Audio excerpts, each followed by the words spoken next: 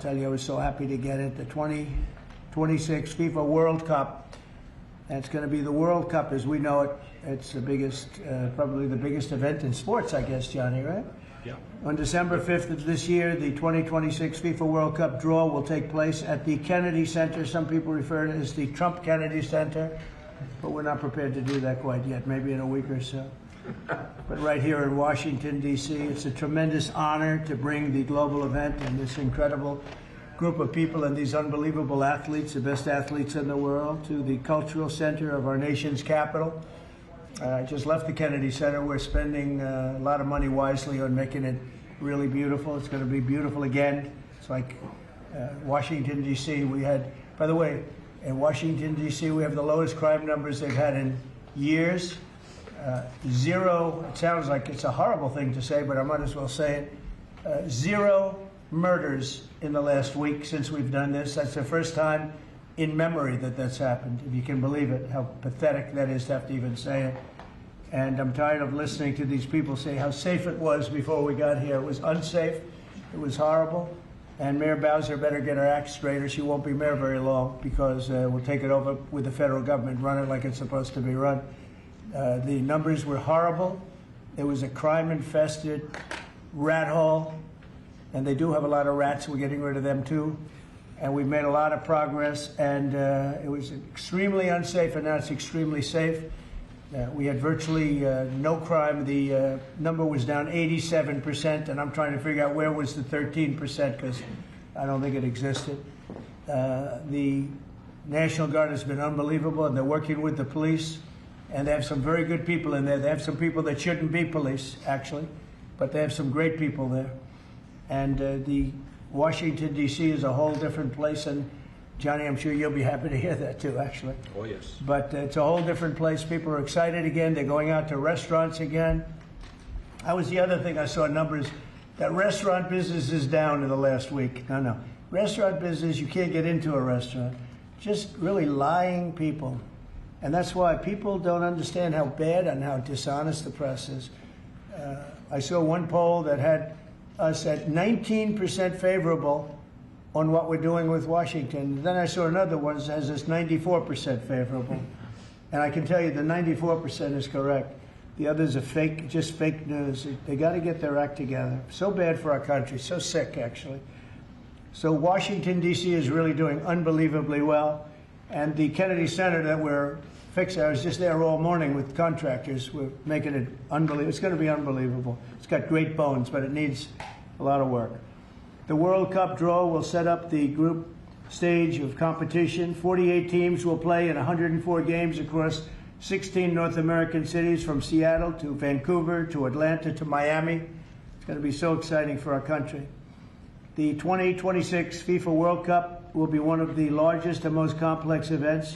This will be one of the greatest events, one of the largest. In a way, it's like Johnny said it better. It's like having many Super Bowls in a short period of time. Because each one of these games essentially is a Super Bowl. Some of them are bigger than Super Bowls, actually. But they're essentially, each one of these games is like a Super Bowl. The 2026 FIFA World Cup will be the largest, most complex set of events in sports history. And the Kennedy Center will give it a phenomenal kickoff, and we'll be involved, and they'll be working over there for quite a bit of time. We have it all set that they can stay there for the big events, the big press conferences and everything else. And they'll be in a very safe capital. That'll be nice. You don't have to worry about walking down the street, Johnny, okay? Thank you. But you could handle yourself. I could. Okay. Already, FIFA is projecting 6 million loyal fans will attend the World Cup events next year, and 6 billion more are going to be watching back home, and they think the $6 billion number is going to be actually a low number. And this will drive more than $30 billion into the U.S. economy and create 185,000 American jobs in a short period of time, too. No sporting event attracts more attention, more fans, more viewers, or more revenue than the FIFA World Cup. And again, I'll just say it's the World Cup, and it's the biggest thing there is in sports, and we have it. And I got it in my first administration, and I was really somewhat devastated, as devastated as I can be. I don't have time to get too devastated. I was very happy that today, as you saw, the group that does this, a government group, radical left group, announced that Trump was right. Took in $4 trillion worth of tariffs, that the $4 trillion are going to reduce the deficit by numbers far greater than they ever expected or heard of. And by the way, the stock market went up 1,000 points.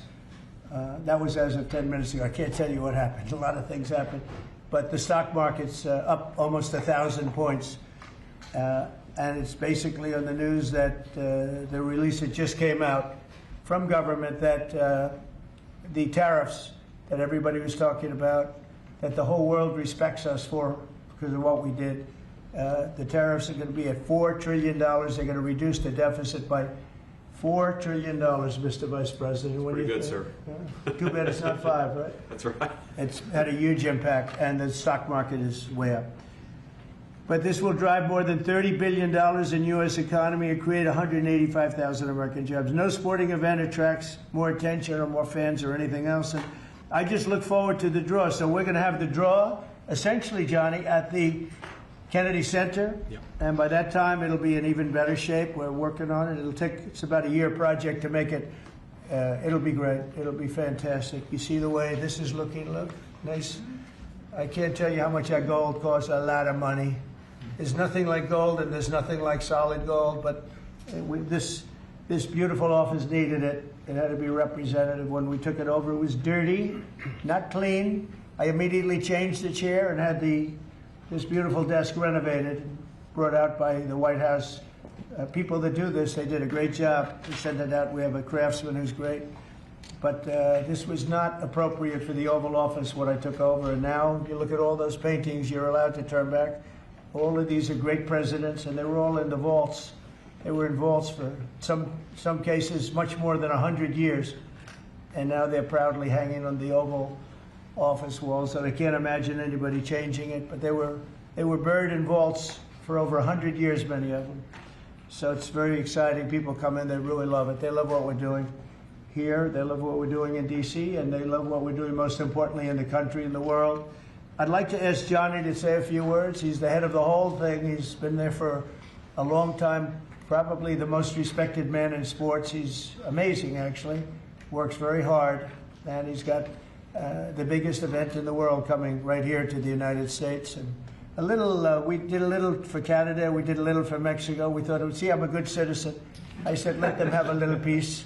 So we gave a little to Canada, see how nice I am? And we gave a little bit to Mexico.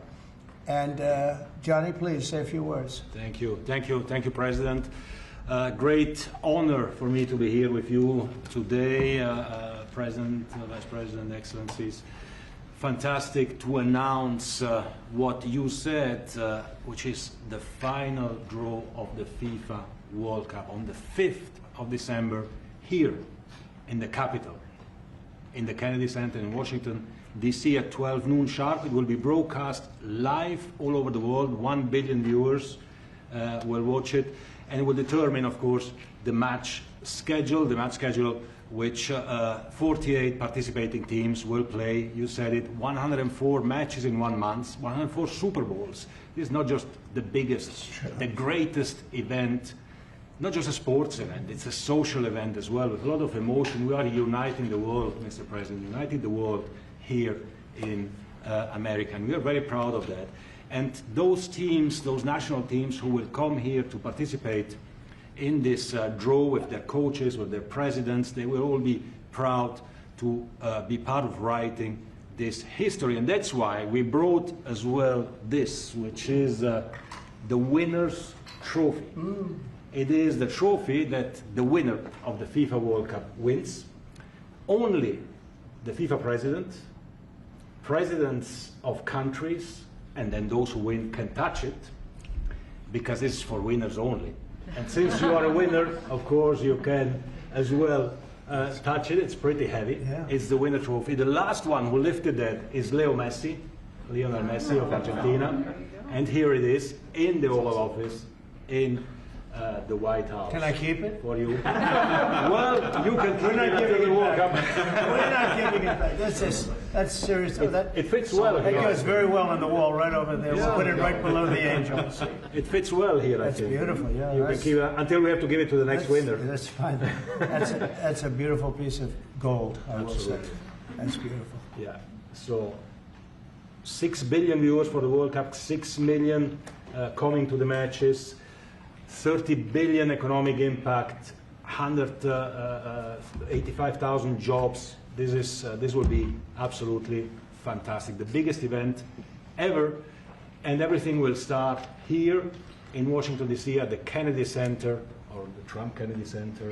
We'll see that, how it will be called, on the 5th of September at noon sharp. 5th of December, noon sharp. Then, if I may... Will they be doing most of the draws, all of the draws at the Kennedy? Well, how are you going to do that? Yes, exactly? we'll do that at the Kennedy Center. We'll do all the other meetings around it with the coaches, with the broadcasters, with the sponsors, everything at the Kennedy Center. The whole World Cup starts, and everyone will be happy because everyone has qualified for the World Cup, and they didn't yet play a game, so they didn't lose yet the game. So they all think they can become world champion, right? They'll all be happy. Exactly.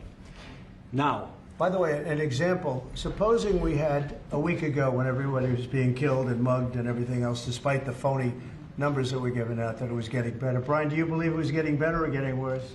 Oh, the crime was getting worse. I mean, I was robbed. It was getting way worse. Yeah. How did the other guy come out? Well, he came out with my briefcase, Yeah, unfortunately. with you. Yeah. So, Robert 1, Brian 0. Now, but can you imagine you do this and then you start hearing that they had a 20-year reduction of crime. It's worse. It was worse during the Biden administration than anybody's ever imagined possible. And I guarantee you he wouldn't be here if those numbers continued.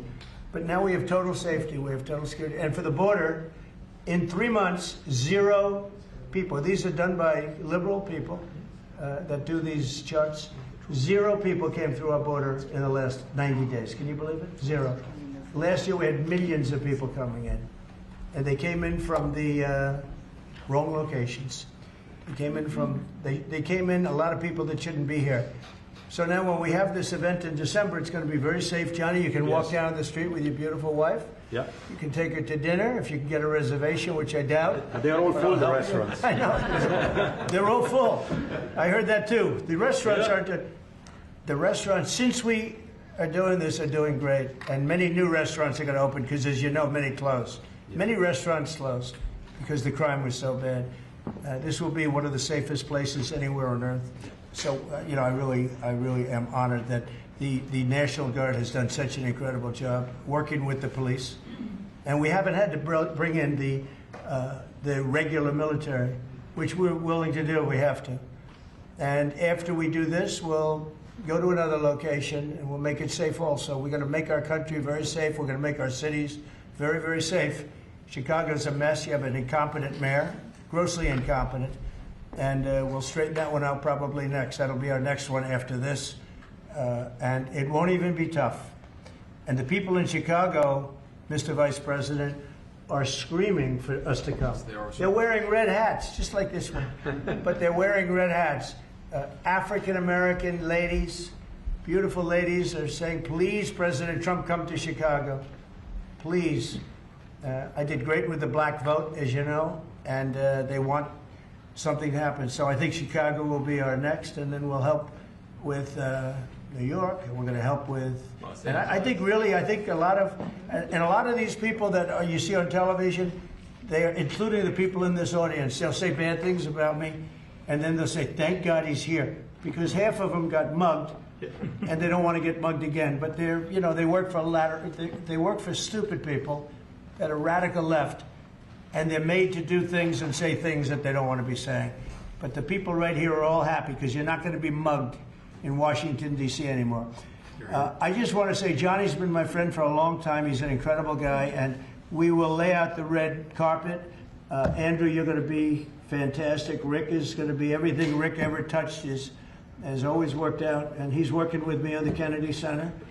And his very good friend was an actor on Broadway for 5 years, right? And I assume he's helping us a little bit, right? Yes. And Andrew, you're all excited about it? Absolutely. Would you like to say something? This is a great opportunity, Mr. President, to show off the first 250 years of the United States of America, the greatness, and then the hope and promise of the next 250 years. When you think this World Cup is going to be over our 250th birthday, Mr. President, your leadership, Obviously, with FIFA leading the way, this is the largest sporting event in the history of the world under the Trump administration. So very exciting. I just want to say one thing. Andrew Giuliani, so his father is Rudy, the greatest mayor in the history of New York, I think by far.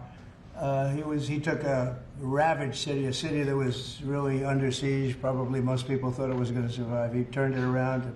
He was a great, great mayor. And then they treated him very, very unfairly. You go back and tell your father all of the things that have come out over the last couple of months through Tulsi and through all of the people, Cash, everybody. They've proven your father 100% correct. His father was treated so unfairly.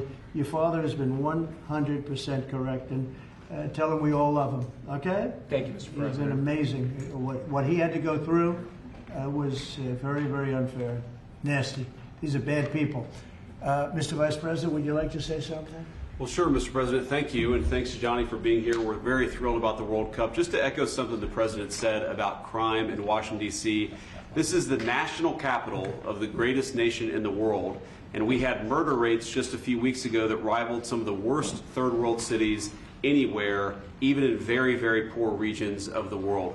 Why did we accept that? Why did we allow it to happen? We allowed it to happen because we had broken leadership in Washington, D.C., and unfortunately sitting behind the Resolute desk. What we have shown in just under 2 weeks of taking law enforcement seriously is that the American people can have their streets back if their leadership is willing to put in the time and the resources. Mr. President, you've shown in Washington, D.C. that we can have safe streets again. We've just got to have the political willpower to focus on the bad guys and to give the American people back their communities. We are focused on doing that thanks to the President's leadership. Thank you. And that's a really very small percentage. It's 2%, 3%, but that 2% and 3% wreaks just havoc throughout a community. People are petrified, and I notice a couple of the women in the back are shaking their head, yes, yes, yes. I won't report who you are because you'll end up losing your jobs, but it's true. It's amazing.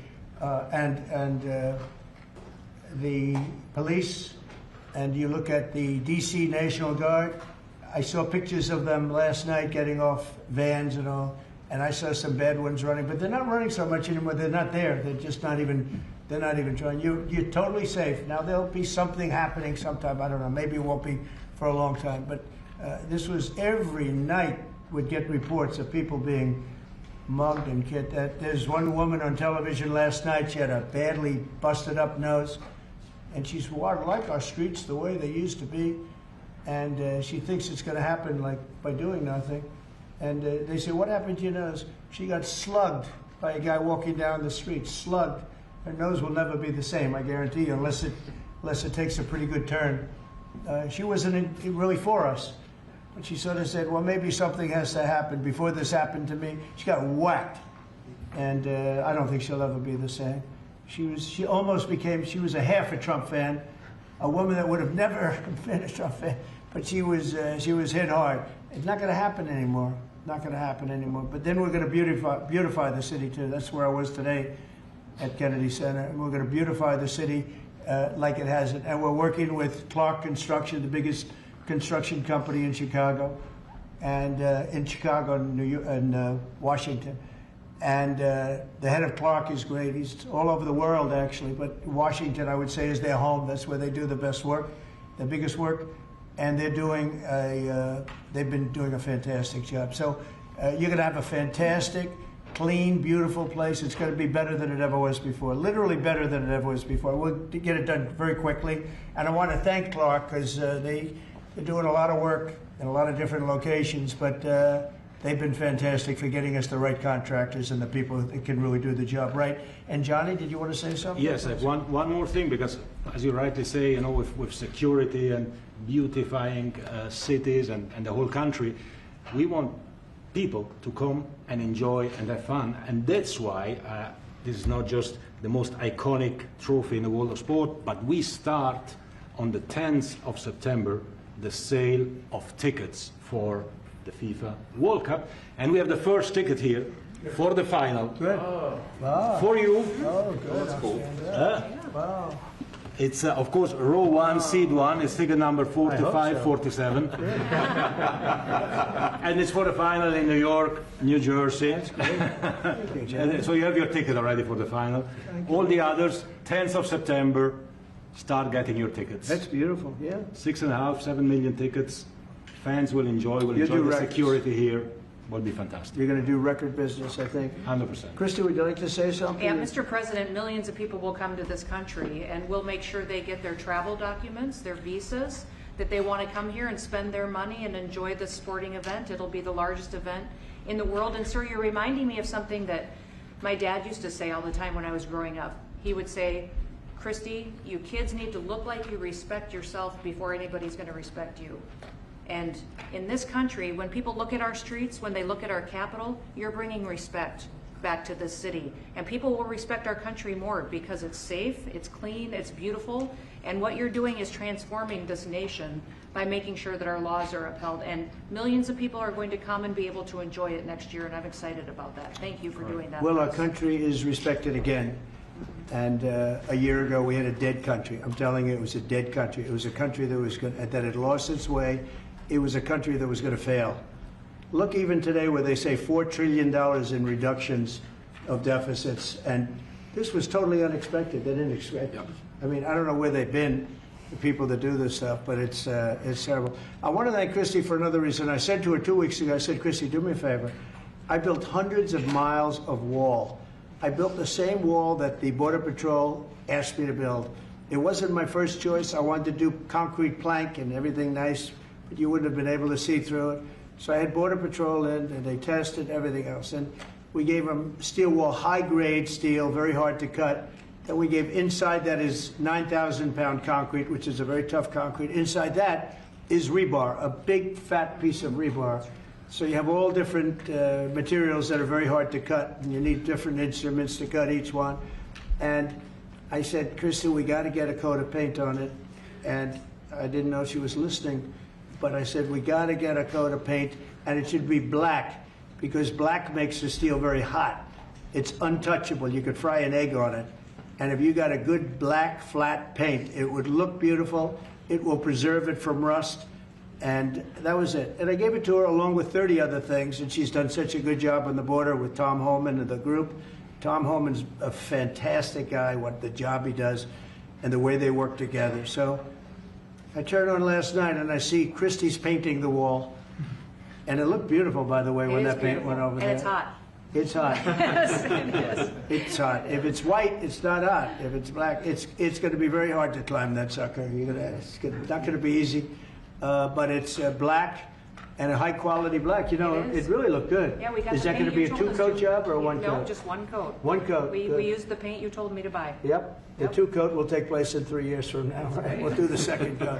But it looks beautiful. But thank you very much. I didn't know you were listening to that, Absolutely. because we I'm talked always- about 7 different subjects, and all of a sudden I see her out there painting with a lot of painters and everything else. But it was a beautiful thing to say. Yep.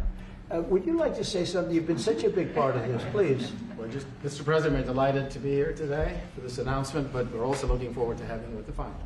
Oh, yes. On July Oh, yes. 19th No, we'll be in New there. York, New Jersey. We're going to be there. A lot of people are going Thank to be you. there. A lot of people. I'd like to thank you all. Do you have any questions on FIFA, first of all? It's going to be a big event at the Kennedy Center. Do you intend to take part in it? Will you have a part to play on December 5th? I may play. I mean, I see the money that these soccer players, we call it soccer, but I see the money that these soccer players are making. I may try and play. I'm a very good athlete. My son is a very good athlete, and he's a good soccer player. He's on the tall side for soccer. He's 6'9". That's pretty tall. But That's pretty it's cool. on the tall side. He's good. It's on the tall side, but he's good. But no, I may put on shorts. I look extremely good in shorts and join the play. No, it's going to be a lot of fun. It's going to be good. Many foreigners who want to come to attend the event are concerned about the visa situation. Can you reassure them? Yeah, they're going to have a very easy time getting in. Certain countries are going to be very, very easy, and other countries are going to be obviously a little bit more difficult. Would you like to explain that, Chris? Yeah, absolutely. We have a process set up that we'll be implementing on on getting visas approved. Everybody will be thoroughly vetted, but they'll be welcome to this country. It'll happen quickly, and we're excited for them to come. So I would hope that around the world people know that the United States is excited to bring their family here to enjoy this event. America welcomes the world. Yes. And I can really, from the collaboration that we have, testify for that, absolutely. Thank you. And I was just sent a picture from somebody that wants to be there very badly. He's been very respectful of me and of our country, but not so respectful of others. But he'll, I'm going to sign this for him, but I was sent one, and I thought you'd all like to see it. That's a man named Vladimir Putin, who I believe will be coming, depending on what happens. He may be coming, and he may not, depending on what happens. We have a lot of things happening over the next couple of weeks. So, but I thought it was a nice picture of him. Okay of me, but nice of him. So that was very nice that it was sent to me. Okay? Mr. President. On Yes. that subject, have you talked to Vladimir Putin about the fact that yesterday a big U.S. factory was hit in a Russian airstrike in Ukraine? What's your reaction to I that? told him I'm not happy about it.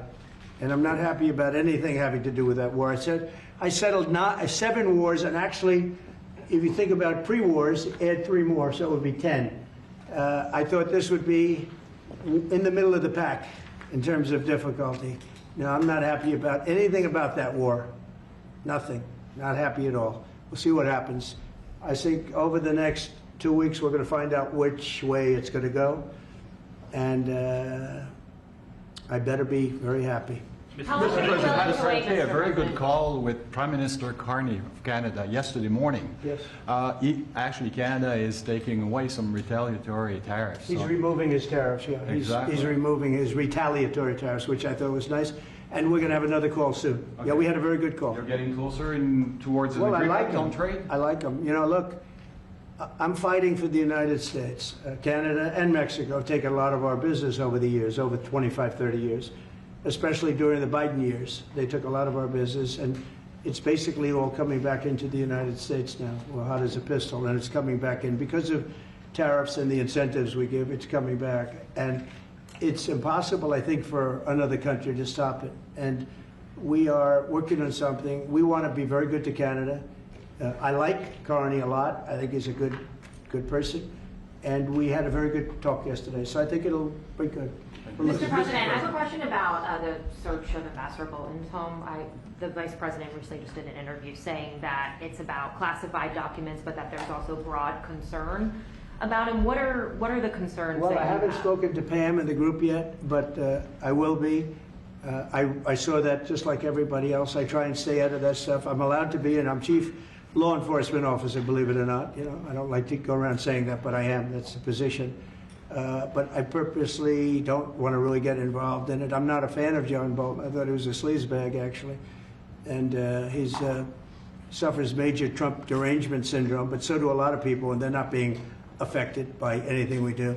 I don't know anything about it. I just saw that. I'll find out about it.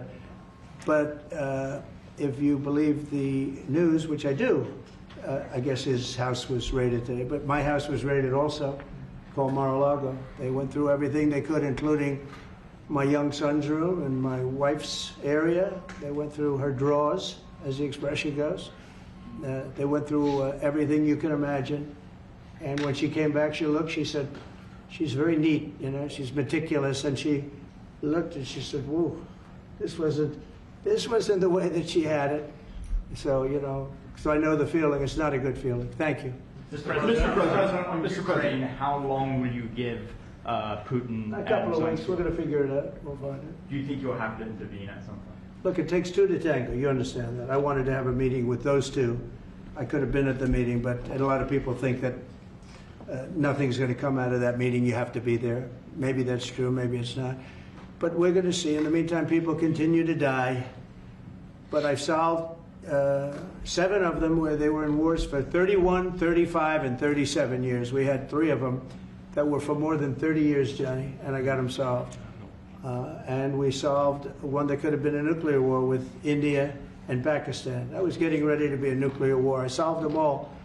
And this one, I thought we would have had it done by now, but it's a It's more difficult. There's a lot of anger, a lot of hatred. There's a tremendous amount of hatred there. So, but we'll see what happens. I think in 2 weeks we'll know which way I'm going, because I'm going to go one way or the other, and they'll learn which way I'm going. Mr. President. If I got two questions for you, one on FIFA, the other one on DC.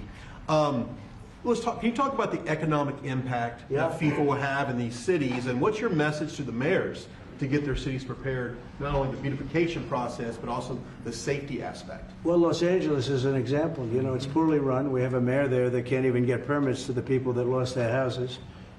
Lee Zeldin got every permit. The hardest permit is the federal permit. Within 20 days, every single permit was there for the people to build their houses. But people are writing us and they're saying they won't give us. The mayor is incompetent. The governor is incompetent. You know, Gavin. I know Gavin very well. He's an incompetent guy with a good line of bullshit, and he doesn't get the job done. And frankly, those people want to build their houses. It's terrible. They could have been built. Some of them could have been built already. But think of it: the federal government that has the most complex part, and it's the most complex environmental thing to do. We got it. Everybody had it within 30 days. And they're not even close to getting their permits. And now they're talking about taking some of those sites and building low-income housing on them. These are high-end neighborhoods. And I'm all for low-income housing. I built a lot of low-income housing. I know all about 236. I know every program that there is in the government. I used every one of them. I know more about low-income housing than probably almost anybody. And it's great. It's fine. It's wonderful. But you don't build it in Pacific Palisades. You don't build it there, and you don't build it in the other areas that burned down. So they're talking about putting up low-income housing. And you talk about riots. They're going to have riots if that happens, because you're taking the people's property away. They want to build their houses, and they're unable to get permits from the mayor and from the governor. And that's a terrible thing. But, and let me tell you, if I didn't send in the troops in Los Angeles, Johnny wouldn't be in Los Angeles. You wouldn't be having your World Cup there. I sent in the troops and we kept it. And even the police commissioner, the sheriff and the police commissioner, they all said the same thing. They said, we could have never handled what was happening. You saw that, you were there. He said, we could have never handled what was happening. And then you hear Gavin Newsom, after it's all quelled, you hear Newsom get up and said, we could have done this for ourselves. No, they couldn't have. And if they could have, I wouldn't have taken the chance either. Okay, my second question is on crime prevention. Would you be open to expanding the national concealed carry to apply to D.C. like it does in other states like Texas? Yeah. Well, they have it in some states and they feel strongly about it. As you know, I'm in favor of it. People have to protect themselves. I'm a Second Amendment person, very simply. People have to be able to protect themselves. Especially like in Washington, you walk down the street, a guy comes up and slugs you. He's got a pistol in his hand. You can be tough, you can be in great shape, you can be a powerful person, or you can be a guy that weighs 100 pounds with a gun in your hand. Right. And I'll bet on the guy with the gun 100% of the time, right? And so you need protection. So I'm a Second Amendment person all the way. Yeah, please. President Trump, you said this morning that you're working with Congress to get $2 billion to help clean up DC. Have you had any conversations with Mike Johnson and John Thune about where they're going to get that money from? Which money? You said this morning that you're going to get $2 billion from Congress to help clean up DC. Yeah, I've spoken to Mike Johnson. I've spoken to John Thune, the Senate, the House, and I think it's going to be very easy to get. It's going to be not a lot of money. I wouldn't even know where to spend the number that you mentioned, but it's going to be money to beautify the city. Yeah, they're ready. Everybody wants to save D.C. In one way, it's the easiest. The violence was more than any other city in the country, actually, by far. It may have been more than any other city in the world. If you could think, we looked at some of the worst cities in the world, it was worse. And that's why it angers me to see the mayor saying about how they have it on the slide. Not on the slide, it was worse than ever.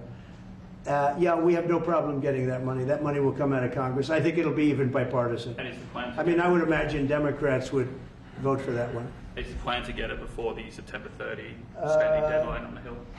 Well, I don't know if there is a deadline, because if I declare a national emergency, which this was, that ends the deadline. So, I keep seeing about a 30-day deadline, of which we have 22 days left or something. But if I think we're in great shape here, that's one thing. But if I don't, I'm going to just say it's a national emergency. And if I have a national emergency, I can keep the troops there as long as I want. If people are not going to want to have the troops in 30 days, you know, it's one thing to get them out. It's another thing to keep them out for a long period of time. You've got to train people. You can't do this. You can't bop people over the head. And a lot of those people are in courts right now, going to court. They're going to go to jail for a long time. So that's going to take more than 30 days. But if I have to, I'll declare a national emergency, which I don't think I'll have to do. Yeah. Mr. President, Can I ask you about a question? You said in 2 weeks you'll know whether you go Yeah, one I think I'll way or know. the I other. think I'll know the attitude of Russia and, frankly, of Ukraine. It takes two. What are the 2 ways you can go at the end of 2 weeks then? Well, then I'm going to make a decision as to what we do, Or and it's going to be a very important decision. And that's whether or not it's massive sanctions or massive tariffs or both. Or do we do nothing and say it's your fight? Look, I would have never been in this war if I were president. You wouldn't have had this war. It was never going to happen. This was caused by stupid people that fought. And you know, people say, well, how do we know? Because for 4 years, it was never even a subject. And Vladimir knew, and you see his picture right here. It was nice that he sent, but Vladimir knew very strongly we wouldn't have stood for it. It wouldn't have happened. 100% wouldn't have happened, but it did happen. And now they're losing from 5 to 7 young kids. Think of it, you're a parent and your son is leaving. He's Russian or he's Ukrainian. And he's leaving and they're waving goodbye. Nice, beautiful kid. Nice crew cut, all set. He wants to be a soldier. And goes there first week, he has his head blown off. And he's no different than you people, me. And it doesn't matter where. I mean, I solved a problem in the Congo that was vicious. Rwanda and the Congo, the Republic of the Congo. And they were fighting for 31 years, and it was machetes. People were getting their heads chopped off. That was going on for 31 years. I got it solved. You saw it. They came to the White House, we signed an agreement. It was amazing. People can't believe we got it done. I love to stop killing. I really do. People thought it would be just the opposite. Hillary Clinton said, oh, he'll get us into a war. No, I'm getting everybody else out of wars. are you saying there's a real possibility then that you do nothing if Putin doesn't come to the table for a ceasefire or try to end the war? I'll see whose fault it is. If there are reasons why, I'll understand that. I know exactly what I'm doing. We're going to see whether or not they have a meeting. That'll be interesting to see. And if they don't, why didn't they have a meeting? Because I told them to have a meeting. But I'll know in 2 weeks what I'm going to do. I have pretty good ideas. Your Justice Department is also sending some of the Epstein files over to the House Oversight Committee today. Are you in support of them releasing all of them? Keeping it open. If they wanted to release, people shouldn't be hurt, but I'm in support of keeping it totally open. I couldn't care less. You got a lot of people that it could be mentioned in those files that don't deserve to be. You know, people, because he knew everybody in Palm Beach. I don't know anything about that, but I have said to Pam and everybody else, give them everything you can give them, because it's a Democrat hoax. It's just a hoax. The whole Epstein thing is a Democrat hoax. So we had the greatest 6 months, 7 months in the history of the presidency, and the Democrats don't know what to do, so they keep bringing up that stuff. But it affected them. Bill Clinton was on his plane and went to the island supposedly 28 times. I don't want to bring that up, frankly. You have Larry, whatever his name is, Summers, the head of Harvard, who was Jeffrey Epstein's best friend. Nobody ever talks about that. I mean, but I don't want to hurt Larry Summers, but he was best friends with Jeffrey Epstein. No, this is a Democratic hoax to try and get the significance of what we've done over the past 7 months. Nobody's ever seen anything like it. They say it's #1 in history. What we've done, including stopping 7 wars. I mean, just include that. And now you look at the stock market today. It's way up to start off with from where I took it. And this market was going to crash. If Joe Biden or Kamala were president, this market we would have had a crash like in 1929. You're not going to have that. It's only a question of how high is it going to go. You know, I had the strongest economy in the history of our country. And despite COVID, we had the strongest economy in the history of our country. And we're going to blow it away this time. I was always good at making a lot of money. And whether it was for myself or whether it was, I like doing it this way better. I mean, I like making it for the country. Our country's been ripped off by friend and foe, nations all over the world ripped off. And the friends have been much worse than the foes for the most part. And They're not ripping us off. We just signed a deal with the European Union. They're paying us essentially $950 billion, like a signing fee. They're going to buy $750 billion worth of energy. They weren't buying much of our energy there. And they're very smart in doing it. And as you know, Ursula was here a couple of days ago having to do with the people, the leaders that we had a great, people said they've never seen anything like it. Well, we had the leaders of Europe right here in the Oval Office. And she's so happy that she has an agreement. But people aren't ripping us anymore. We're run by, this country is run by smart people now. Mr. President, in Israel... Two questions. One is about Intel. There have been reports that you're considering taking a stake in Intel. Can you tell us About the 10%? About the 10%. Yeah, I met a man. He was a very nice man, and I called for his removal because I saw something by a man named Tom Cotton, a senator from Arkansas. He's a great guy, friend of mine, supporter of mine, big supporter. I'm a supporter of his too. And he wrote a pretty nasty story about the head of Intel. And I said, well, if that's right, he should resign. And he came in, he saw me, we talked for a while. I liked him a lot. I thought he was very good. I thought he was somewhat a victim, but you know, nobody's a total victim, I guess. And I said, you know what? I think the United States should be given 10% of Intel. And he said, I would consider that. I said, well, I'd like you to do that because Intel has been left behind, as you know, compared to Jensen and some of our friends, NVIDIA, some of the people, and the people in, because Intel should have never been. Intel was the biggest, most powerful chip company in the world. And then they started leaving. And they started going to foreign countries, in particular Taiwan. And if we had a president that would have said, okay, you can go to Taiwan, but we're going to put a 100% tariff or a 200 or 300 or a 500% tariff, anybody that sells into the United States has to pay. They wouldn't have left.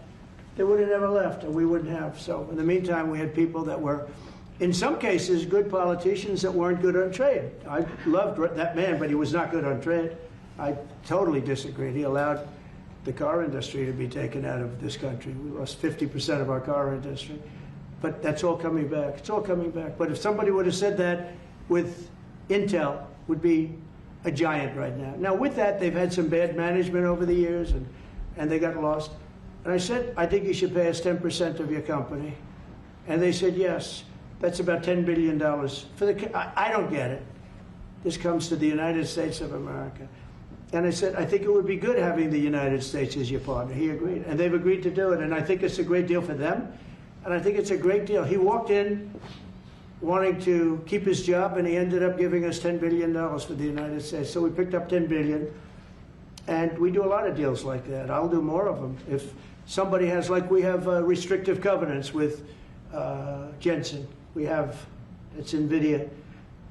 And to unrestrict the covenant, nothing to do with losing our powers or military or anything, because that I wouldn't do.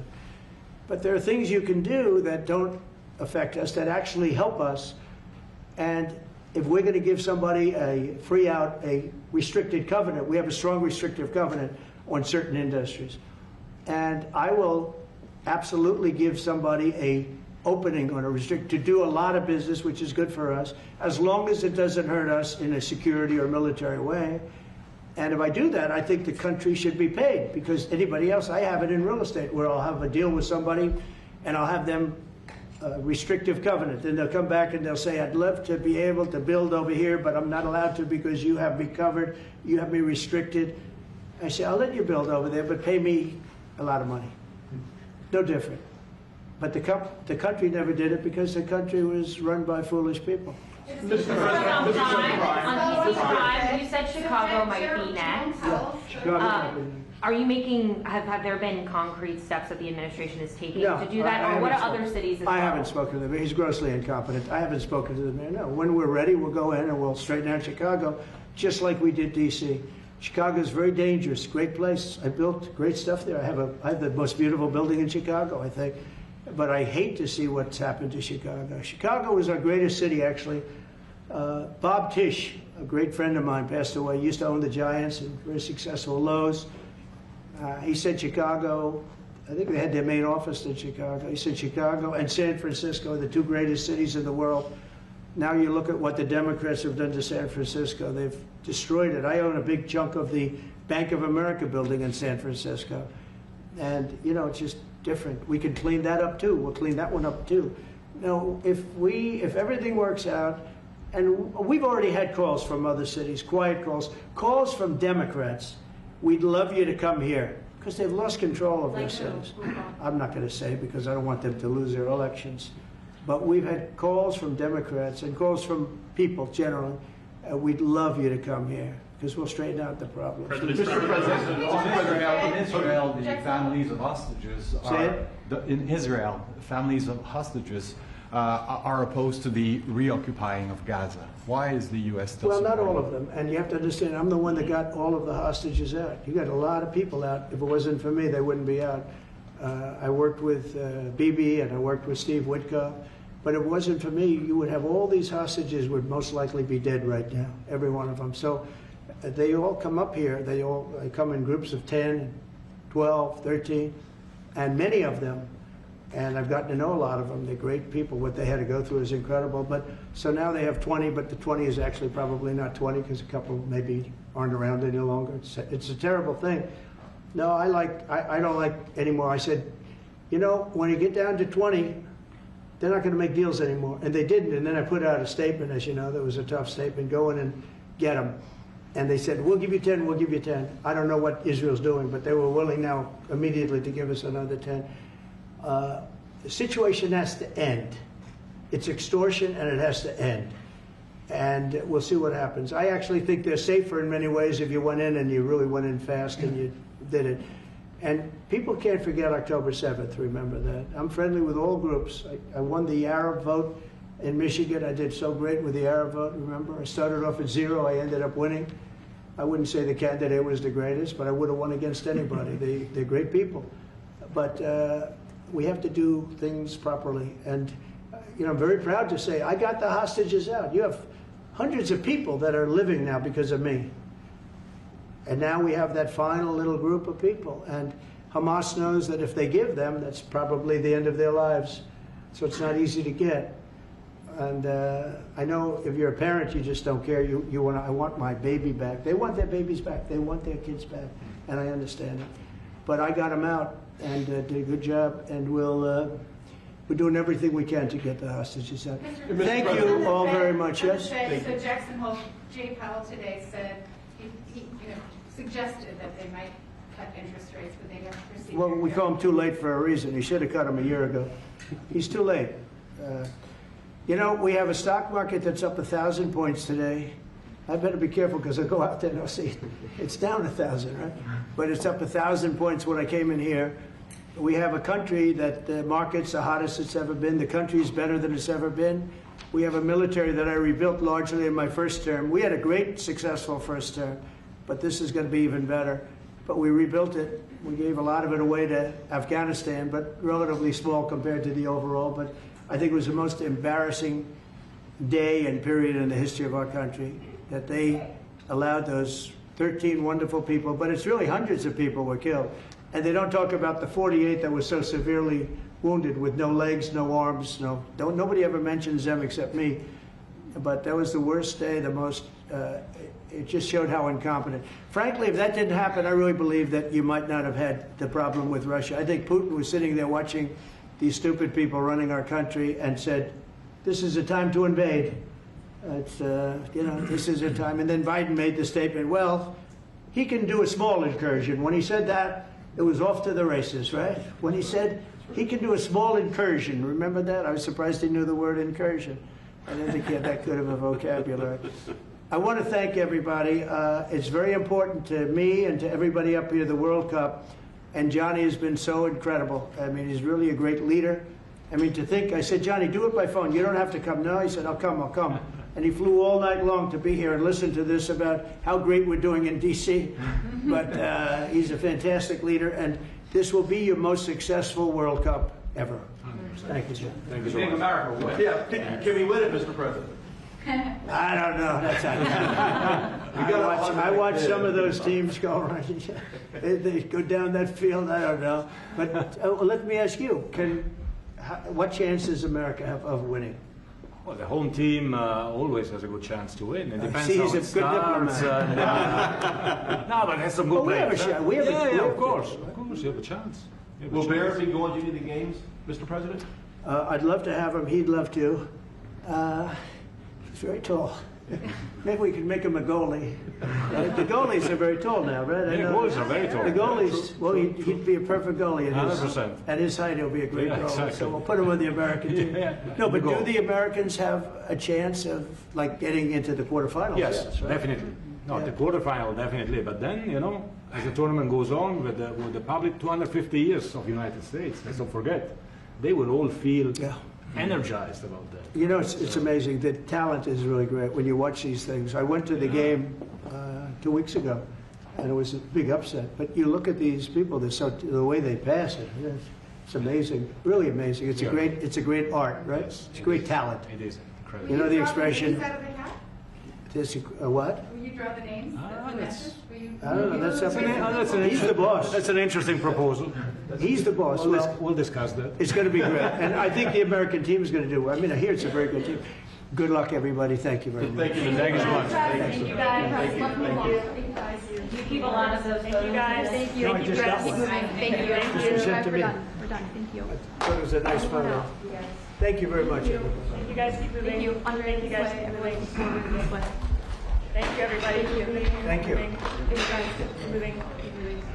Thank you guys.